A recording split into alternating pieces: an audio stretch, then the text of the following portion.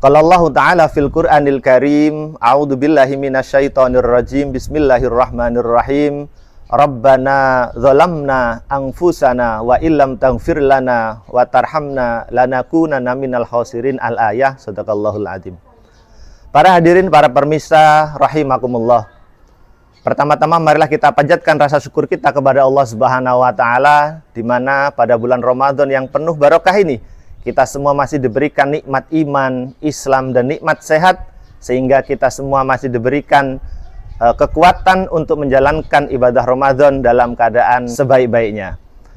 Kedua kalinya salawat bertah salam mudah-mudahan tetap tercurahkan keharibaan junjungan kita Habibana wa Nabiyana Muhammad sallallahu alaihi wasallam, Nabi akhiru zaman yang kita nanti-nantikan syafaatnya fid dini wa dunya hatal akhirah.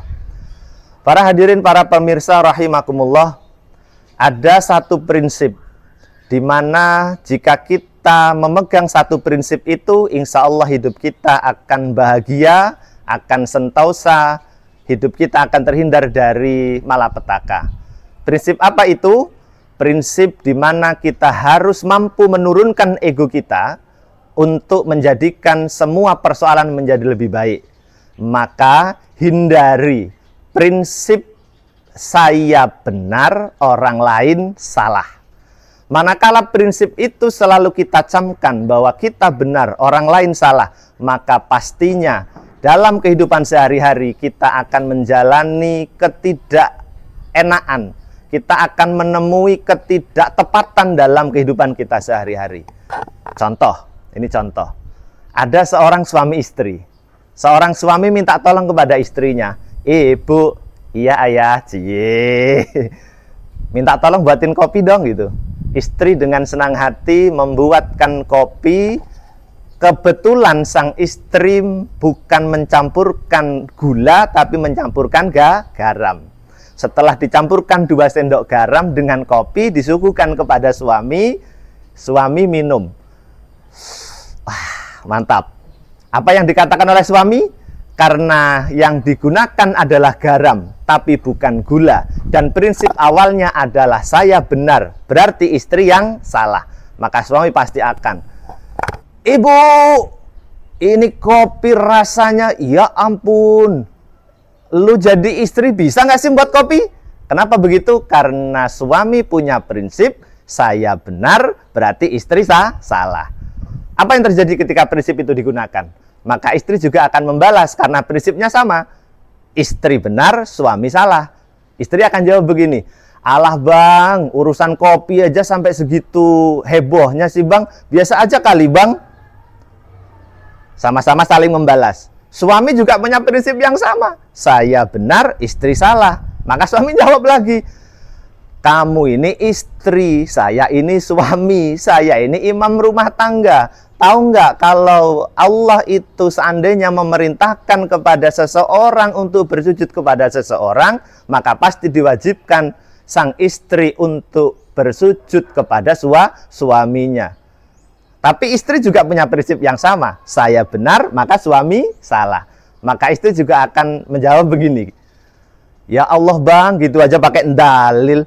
Gua ini juga bisa dalil bang. Saya ini alumni Man 1 Lampung Timur, Mahat At-Kalfi Man 1 Lampung Timur. Dalil gitu juga cetek. Sama-sama saling berebut kebenaran. Dalam ajaran kita itu bang, diajarkan bahwa surga itu di bawah telapak kaki ibu. Surgaku 10 bang, surga lu berapa? Coba, suami jawab lagi nggak? Oh, saling berebut kebenaran, maka apa terjadi? Berantem kan? Karena prinsipnya selalu berebut kebenaran, maka hasilnya pasti ketidakbaikan. Coba kalau kita balik, konsepnya saya salah, orang lain benar. Maka kita ambil contoh tadi. Bu, kopi. Istri buatkan kopi, ternyata salah pakai garam. Kopi disuguhkan kepada suami, diminum oleh suami. Setelah diminum kok rasanya pahit. Apakah suami marah? Tidak. Oh, saya yang salah. Bisa jadi kemarin belum beli kopi. Ketika diminum, nggak jadi. Istri nyamperin, bang, kopinya kok nggak diminum bang? Nggak apa-apa dek. Didatengin lagi, bang, kok nggak diminum bang? Nggak apa-apa. Coba sini saya cicipin. Ya Allah bang, ini kopinya kok asin banget bang, maafin ya bang. Enggak, saya yang salah. Istri jawab, enggak, saya yang salah. Suami jawab, enggak, saya yang salah. Istri jawab, tidak, saya yang salah. Karena sama-sama berebut kesalahan, maka yang terjadi adalah kebenaran. Maka apa yang terjadi? Marah atau berpelukan? Pasti berpelukan. Coba, kalau prinsip ini kemudian kita aplikasikan dalam kehidupan sehari-hari, yang kita harus menurunkan egonya untuk menarik sebuah kebaikan, maka hasilnya pasti sebuah kebaikan.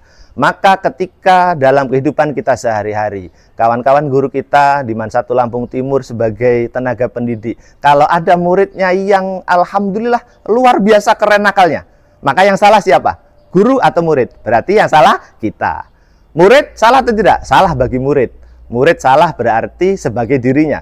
Artinya dalam setiap kejadian, itu semuanya sudah sunatullah, sudah terjadi, sudah pasti, dan itu garis Allah. Maka yang perlu ditarik, yang terjadi di luar kita, itu di luar kendali kita, berarti sunatullah. Maka bagi kita turunkan garisnya, saya salah, orang lain benar. Maka prinsip ini memberikan kebaikan dalam kehidupan kita sehari-hari.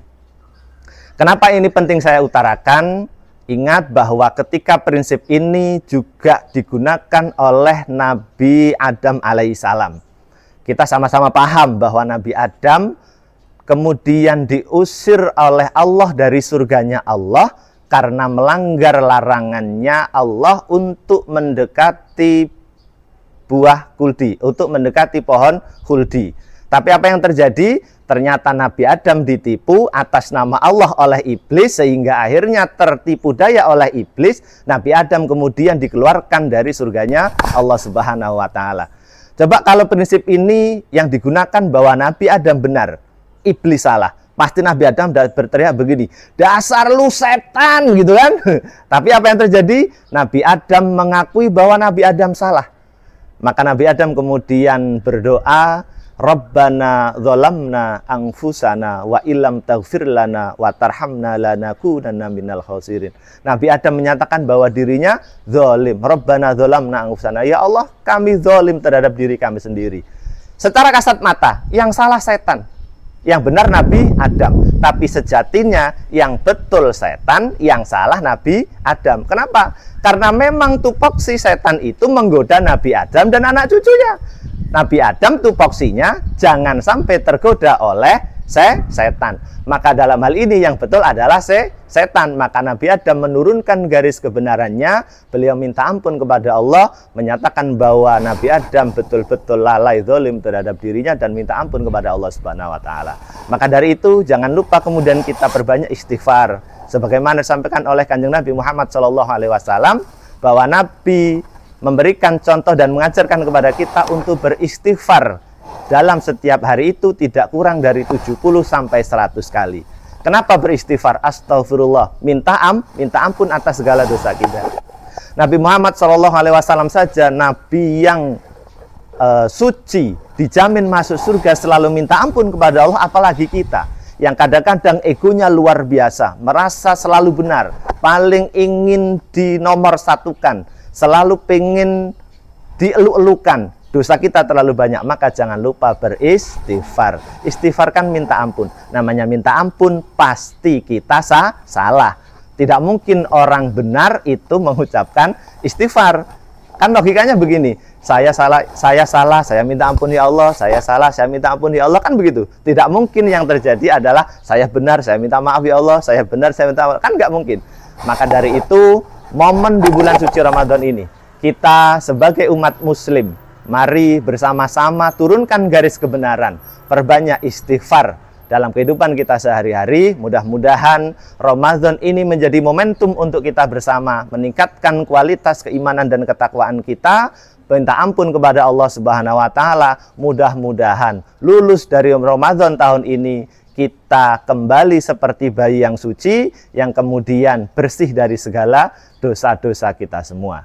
Mudah-mudahan tausiah yang singkat ini bermanfaat atau ada manfaatnya untuk kita semua. Kalau ada benarnya datangnya dari Allah Subhanahu wa taala, kalaupun ada salahnya itu dari kehilafan saya pribadi. Saya akhiri, wabillahi taufik wal hidayah. Wassalamualaikum warahmatullahi wabarakatuh.